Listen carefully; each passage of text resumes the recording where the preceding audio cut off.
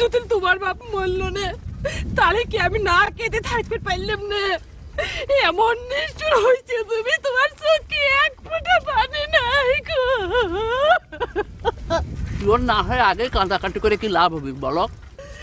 তুমি কি বলবে চাও? আমার বোনকে আমার বাপ মরা খবর দিয়ে আমার সাথে এর কি করিছে? ও আব্বা, আসলে তোমার দিলি কোনো ময়া নাই, তুমি সেটা কও।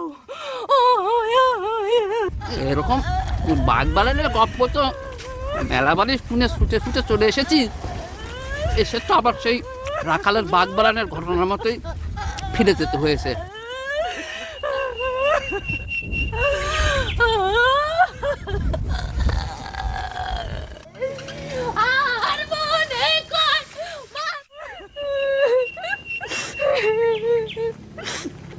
এত করে কলাম, একটা ভ্যান নাও, ভ্যান নাও।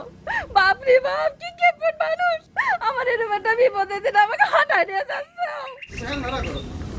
তুমি বাসের মধ্যে বসে আইছো না? আর শ্বশুর বাবা মরেছে কিনা সেটা না জানি আমি টাকা পয়সা খরচ করবো না, আমার এত টাকা আর ফিরতি বাতে তো ভ্যান ভাড়া লাগবে। চুপ করে থাকো, খালি পয়সার হিসেব আর পয়সার হিসেব। আমরা যে দেরি করে পৌঁছাই আর বড় পাশে সবকিছু হাতায় নিয়ে যান, তখন হাই হাই করে নে। আলিয়ার আমার নাম উকিল মানলাম কিসের জন্য? ওই কষা এসে যদি জমি হতায় নাই তাহলে আমি আমার কান কাইটে তোমার গলায় লকেট করাই দেবানি। কানতেছো কে? আমরা তো যাইতেইছি। কি হলো রে? চিন্তা ফিরে গেছে। আরে খুদা, শিগগির যাসতে ঘুরে আয়। তোমার চেন পরার সময় পাইলো না তাই নি রে ভাই? আচ্ছা নুইটি, তোমার কি মনে হয় মাঝে মাঝে সোমবারটা দিছে সেটা সত্যি? কি আছে এর কথা কও? এত বড় একটা খবর মিথ্যে মিথ্যে তো কিলো। কি জন্য যে এই কথা করছি সেটা তো তুমি আমার চাইতে ভালোই জানো নুইটি বেগম। কতবার যেরকম ভুয়া সংবাদ পাইয়ে রুগীপত্র ফালা থুয়ে এনে ছুটে এসে ভুকাস খায় ফিরে চলে গেছি। এর সবচেয়ে বড় সাক্ষী তো নিজে তুমি। এবার যেবার মিজাপা কায়দে কেটে খবরটা দিল, তো মনে হয় আমার ভাই জানা। ছাড়া তোমার কি চেন লাগানো হচ্ছে না নাকি? একটা জিনিস আমি কিছুতেই বুঝতে পারতেছি না। গত মাসেও তো আমি আমার শ্বশুরের নারী পরীক্ষা করে গেলাম, কোনো সমস্যা নেই, সবকিছু টনটনা। তার হার্টেরও তো কোনো প্রবলেম আমার কাছে ধরা পড়লো না। চুপ করো, তোমার ডাক্তার হইছে সিনো তো খালি ওই জ্বরের বড়ি আর আমার সাথে ট্যাবলেট পল্লী ডাক্তার হয়ে উনি হার্টের চিকিৎসা করবার বইছে। কে তোমার কি ধারণা আমি যে সব রোগীর চিকিৎসা করি তা করে হার্ট বলে কোনো জিনিস নাই? হ্যাঁ, আমার রোগের চিকিৎসা করার জন্য যে ট্যাবলেটটা আমি দেই সেই ট্যাবলেটটা কি হার্টের উপর কোনো বিক্রিয়া করে না? আজের কথা বাদ দাও, আমি এখন কাঁদা কুটি কম।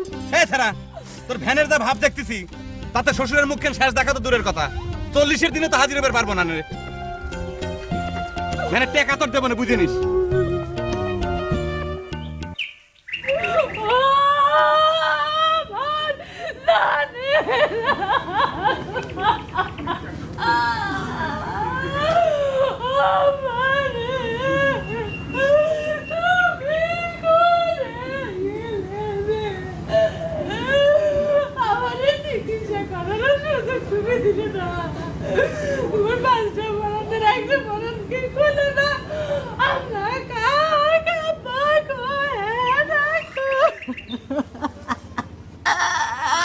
বিউটি বেগম, বিউটি বেগম, আমার কাছে তো সন্দেহ ঠেকতেছে, খবরটা মনে হয় সঠিক না। এই বাড়ির পরিস্থিতি দেখে তো মনে হচ্ছে না এটা একটা মরা বাড়ি। খুবই বুঝদার হয়ে গেছে তাই যে আমাকে এখানে খাড়া থেকে থেকে বুঝটা না দিয়ে নিজেকে যে কাম দেওয়া হয়েছে সেটা করো। দেখো দেখো ব্যাগের মধ্যে কয়টা তালা আছে, ঘরে ঘরে লাগা দাও। নুইটি সুইটি আসলি ধারে কাছে ভিড়া পাবি রানি কোথাকে যা।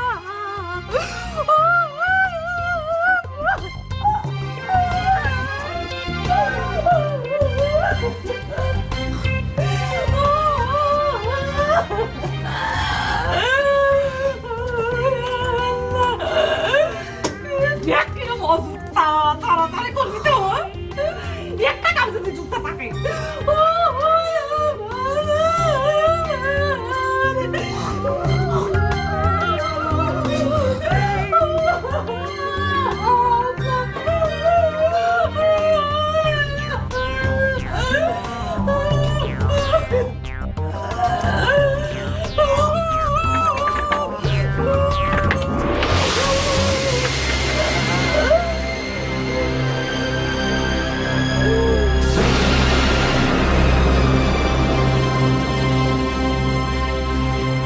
আবার ঘরে তালা লাগাচ্ছ কে?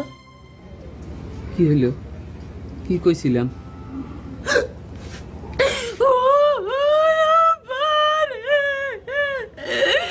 আপনি এখনো বাঁচে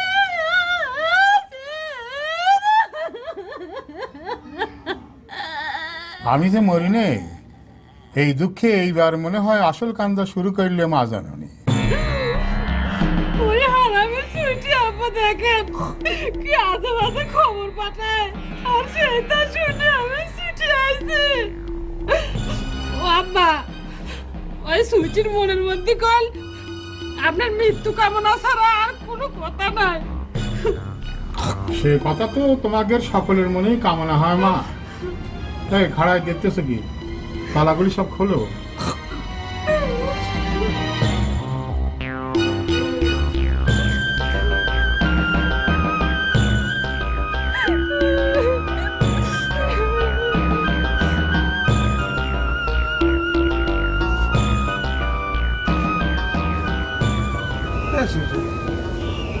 তোমার একলার কান্দন ছাড়া আর কারো তো কোনো কান্নাকাটির আওয়াজ পাচ্ছি না, ঘটনা তো আগের মতোই মনে আছে।